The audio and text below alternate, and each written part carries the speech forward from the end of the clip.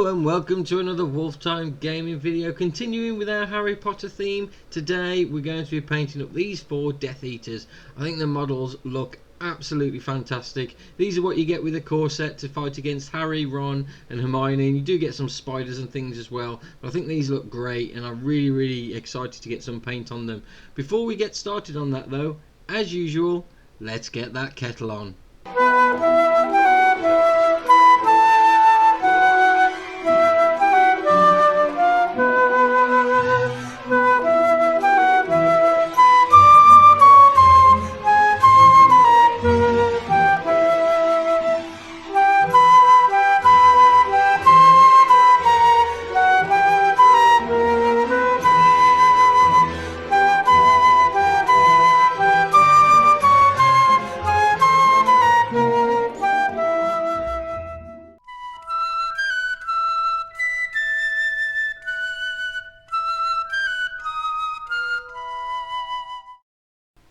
Okay, so the first thing we're going to want to do once we've got these miniatures all built is to give them a really good base coat. In this instance I've used Games Workshop's Grey Seer to give them a really nice coating. It's a great colour to actually start with and really thin, and so it really helps bring out the brightness of the colours that you actually put onto the model when you use things like contrast paints and things. One of the benefits of using this light colour as well, straight off the bat, is as you can see, you don't lose any of the detail where with a darker colour you would. I did consider using a black and just spray painting it and then dry brushing the whole miniature after, but I thought this way we could really see the detail and add in any little extra bits around the model that we see fit. Okay, so we're actually on to putting some paint on the models now, or the actual paint with the brush I should say, and we're starting with a silvery coloured paint, and this is for the sort of mask that these Death Eaters wear.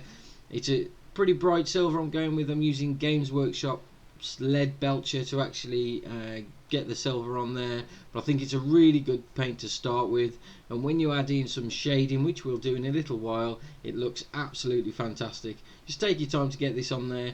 Don't worry too much about getting it onto any other parts of the model at all, because we are going to just go over that, but try not to, because obviously you may lose some of the detail.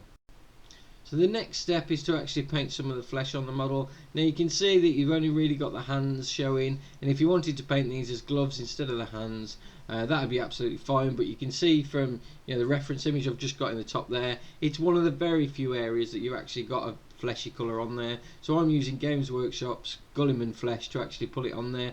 You put it on nice and thick onto the model, and as you can see, it drops straight into the recesses around the fingers and the thumb, meaning you haven't got to highlight it or anything like that. So it's a really quick and easy way to get a flesh colour onto your models.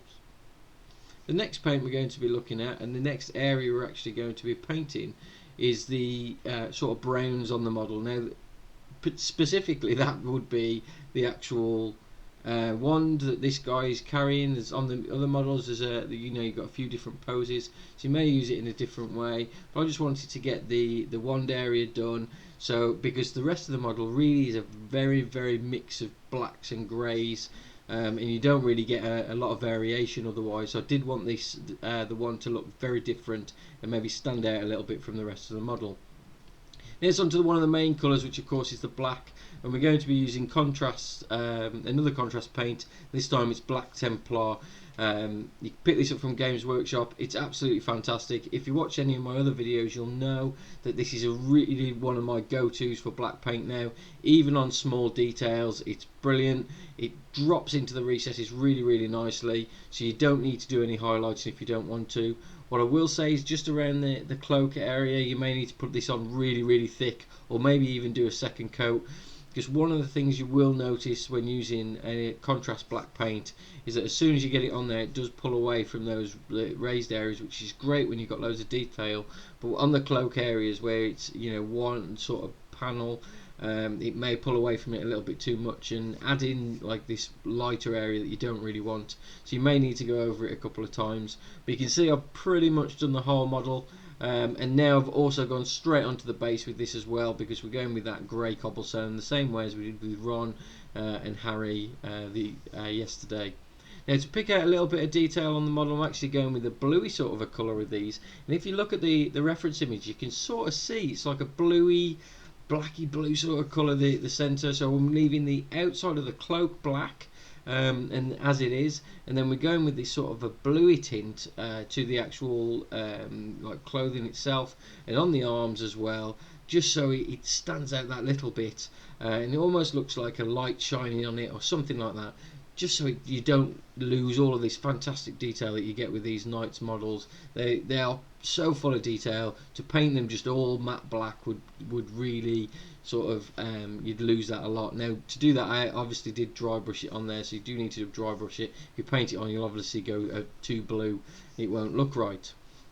Now on the model as well, there's a lot of silver sort of areas, or areas that you can paint silver, which I'm choosing to, just on the front of the model, and around the chest area as well. There's sort of lots of detailing, lots of raised detailing on the sort of tunic that these Death Eaters are wearing, and it's perfect to pick out with a silver paint. So just use a fine tip brush and use that same lead belch that we had out earlier just to paint those areas, and it starts to look something like this. You can see the model's looking fantastic as he is straight away.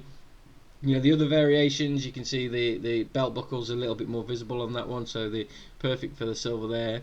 The ladies are exactly the same. She's more of a dynamic pose, but you've got that silver detailing just on the chest and on the belt buckle, and they look really, really good when you add this detailing in, and adding the blue as well really makes it pop nicely. Now you can leave it there if you want to, but what I'm going to do is smash the shades all over this, and I'm going to do that with null purely because these silver masks were a little bit too silver for me, so I wanted to put a shade in there just to darken it down.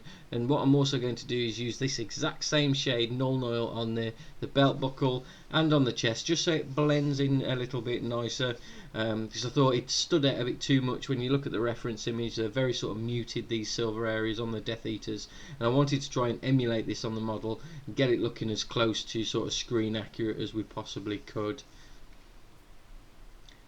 Now one of the final areas and where you can add a little bit of detail in is just around the cobblestone, because this is very different to the rest of the model.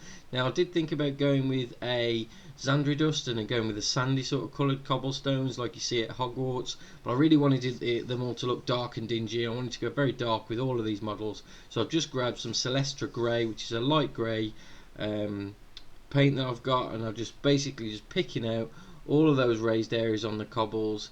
Just taking my time. I did one coat and then I came back and went a little bit heavier just on the edges that you can see here, and what it does, it just makes the edges of the cobbles pop really, really nicely and just catches all those raised areas, so it looks pretty fantastic. It makes it look a little bit more realistic as well. You can see there's the holes in the bases. I'm not really that bothered about that. If you wanted to fill those, I'd use like a green stuff or something like that, or you could just get some dead grass and things and add that in as well to the model if you wanted to add that little bit of detail. Just around the base, there's a couple of different options that you can do. Personally, I like to just paint it black and just have a plain black base on all of the miniatures that I have. So I've just grabbed a little bit of the an old Abaddon black paint that I've got here. Unlike yesterday where I used the contrast paint around the base, you can see this is going on a little bit better, but you still will need to put a couple, like 2 coats at least with the black, just so it looks pretty effective. And that's it. The models are complete, and you can see by just using these few different paints and like dry brushing them over the top, the bluish sort of a colour on the tunics look great compared to the cloaks, which are really, really dark black. I did go over the shoes and things a little bit heavier with the contrast paints as well, just so it darkened down. You can see that null that we added onto the silver has dropped into the recesses around the silver and really muted that silver a lot, and looks absolutely fantastic. Personally, I'm really pleased with how these look. I'm not going to add anything to the bases or anything on this one. You can, if you want to, add a little bit of dead grass, as I was saying, between the cobbles and things. Add that little bit of detail in there, but you really don't need to, and this is what this video is all about. It's getting those miniatures ready for the tabletop as quick as possible so you can get those games in. Thanks for watching. Make sure you hit that subscribe button so you don't miss out on any of our future videos. Go and check out the channel now for more great content. There's loads of painting videos including Games Workshop, Star Wars, and loads of fantasy settings such as Frostgrave and one of my favourites, Boros and Badgers. Otherwise, I'll see you in the next one.